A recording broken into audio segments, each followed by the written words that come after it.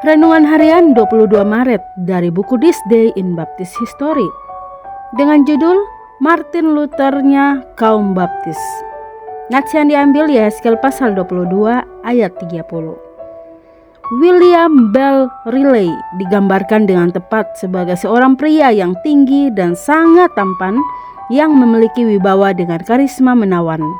Suaranya yang bergema sangat meyakinkan dan ia memiliki rasa humor yang sangat bagus. Banyak orang menyebutnya tokoh fundamentalis yang paling penting di generasinya. Ketika ia dimakamkan pada tanggal 9 Desember 1947, Dr. Richard F. Clearwaters menyebutnya sebagai Martin Luthernya kaum Baptis.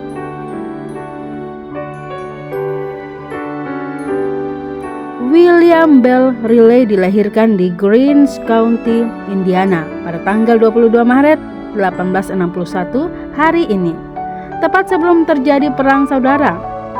Ayahnya bersimpati dengan pihak selatan dan oleh karena itu keluarga itu pindah ke Kentucky, tempat Riley muda dibesarkan.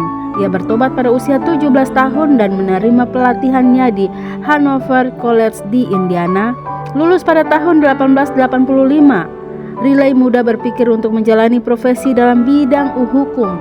Karena ia memiliki pikiran cerdik dan senang berdebat, tetap ia menyerah pada panggilan berkhotbah dan memasuki Southern Baptist Theological Seminary untuk pelatihannya, lulus pada tahun 1888. Setelah menggembalakan beberapa gereja kecil, Riley dipanggil oleh First Baptist Church di Minneapolis, Minnesota, dan menggembalakan di sana selama 45 tahun hingga pensiun di tahun 1942. Selama pelayanannya, jemaat bertumbuh dari 585 hingga lebih dari 3.500 anggota. Riley adalah seorang pengkhotbah, seorang gembala, seorang penulis, seorang administrator, seorang pedebat, pemimpin masyarakat umum, dan pengkritik masalah-masalah sosial. Dan First Baptist Church terus mengalami pertumbuhan. Pada tahun 1902 ia mendirikan Northwestern Bible and Missionary Training School dan muridnya bertumbuh hingga lebih dari 800 orang. Pada tahun 1938 ia mendirikan lagi Northwestern Evangelical Seminary. Pada tahun 1944 ia mendirikan Northwestern College. Tidak diragukan lagi pertemanannya dengan D.L. Moody ketika Riley masih seorang pelajar seminari membuat dampak yang hebat dalam hidupnya. Jemaat memperbolehkan dia 4 bulan dalam 1 tahun untuk pergi penginjilan dan ia melayani sebagai seorang penginjil di sana di setiap bagian negara ini. Riley menulis 60 buku termasuk satu set dengan 40 volume yang dikenal sebagai The Bible of the Expositor and Evangelist, yang adalah rangkuman dari 10 tahun khotbah-khotbah minggu paginya. Tidak takut dengan kontroversi, Riley menggunakan kemampuan debatnya ketika ia menyerang theological liberal, evolusi, dan bidat-bidat yang tersebar di Amerika. Riley memimpikan pengikis liberalisme dari Northern Baptist Convention dan mengumpulkan berbagai kekuatan untuk membantunya dalam peperangan. Ia menjadi pemimpin dalam perang fundamentalisme atau modernisme dari tahun 1920 hingga tahun 1940-an. Dengan energi yang tidak ada habisnya, Riley berpartisipasi dalam pembentukan World Christian Fundamentalist Association pada tahun 1919 dan melayani sebagai presiden. Ia berbicara dalam beberapa pertemuan pembentukan Fundamentalist Baptist Fellowship di Buffalo pada tahun 1920. Pada tahun 1923 ia terlibat dalam pembentukan Baptist Bible Union.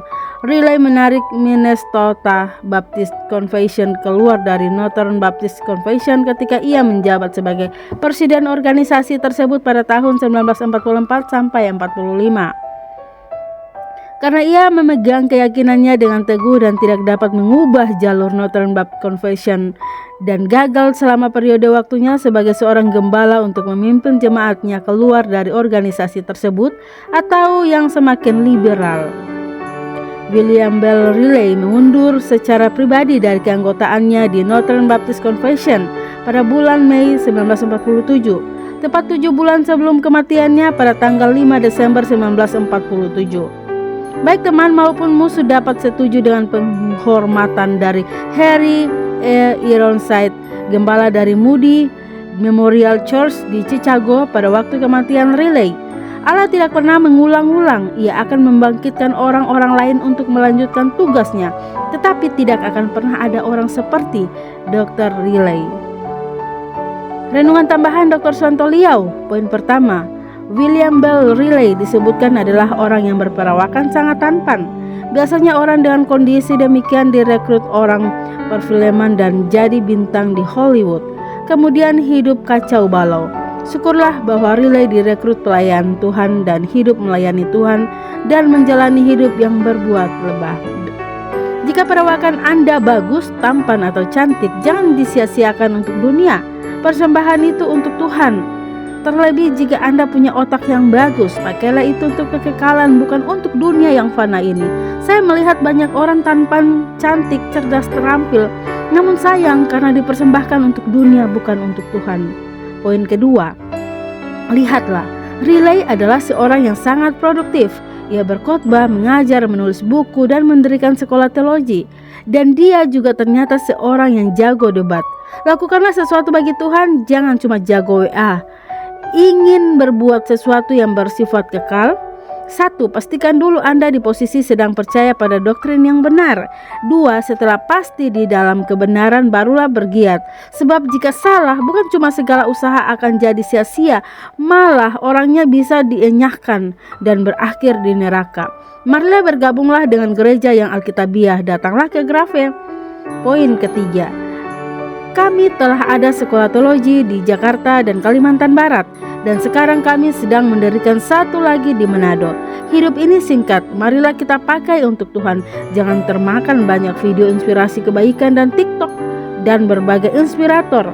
Semua kebaikan kita yang tidak terhubung pada Yesus Kristus itu hanya amal untuk nama diri kita saja. Hal terutama ialah keselamatan jiwa kita, dan itu hanya diperoleh dengan iman pada Injil yang Alkitabiah. Camkanlah, jika kita berakhir di neraka karena pengajaran yang kita imani salah, untuk apa lagi semua usaha kebaikan kita dan kerajinan kita dalam berbagai kegiatan di gereja? Jadi, hal terpenting itu pengajaran yang kita iman, benar sesuai Alkitab atau filsafat yang diciptakan manusia.